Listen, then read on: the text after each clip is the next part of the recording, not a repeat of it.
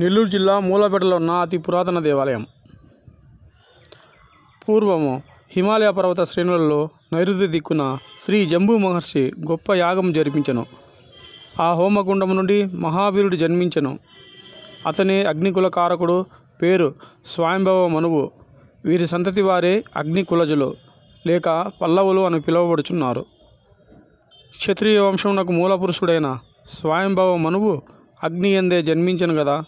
అటులనే లోక కళ్యాణార్థము అగ్నిగుండము నుండి శ్రీమతి ద్రౌపదీదేవి జన్మించి పాండవులకు ధర్మపత్నిగా, శ్రీకృష్ణ భగవానునికి సోదరిగా పురాణ ప్రసిద్ధి చెందింది.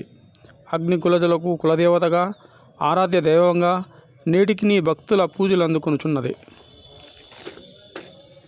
ఇచ్చటి పూజా విధానం ద్రావిడ సాంప్రదాయంగా అనేక సంవత్సరముల నుండి పూజా విధులు నిర్వహించబడుచున్నవి. అగ్ని కులజులే పూజా విధులు నిర్వహించుచున్నారు. ఆలయమున ప్రధాన దేవతామూర్తి శ్రీమద్ ద్రౌపదీదేవి, శ్రీ పార్థసారథి, యుధిష్ఠిరుడు,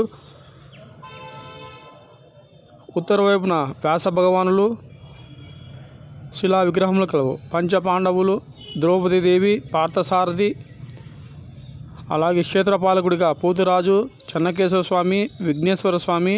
దేవాలయం లోపల నైరుతి దిక్కున నాగుల పుట్ట కలదు. నాగుల చవితి నాడు వేలాది మంది భక్తులు వచ్చి పుట్టలో పాలు పోసేవారు. శ్రీ నాగమానసాదేవి విగ్రహం, మునీశ్వరుడు, శ్రీ సప్తకన్యకుల గుడి కలదు. అలాగే ఇక్కడ ఒక పెద్ద బావి కలదు. దీనికి పుణ్యతీర్థం అని పేరు. యాగశాల కలదు. అతి పురాతనమైన ఈ దేవాలయం నెల్లూరు మూలపేటలో ఉంది. ఈ దేవాలయాన్ని నేను 10 జూన్ 2022 సంవత్సరంన సందర్శించినాను. అప్పటిది ఆ రోజు తీసిన వీడియో ఫ్రెండ్స్ ఇది. Please subscribe my channel.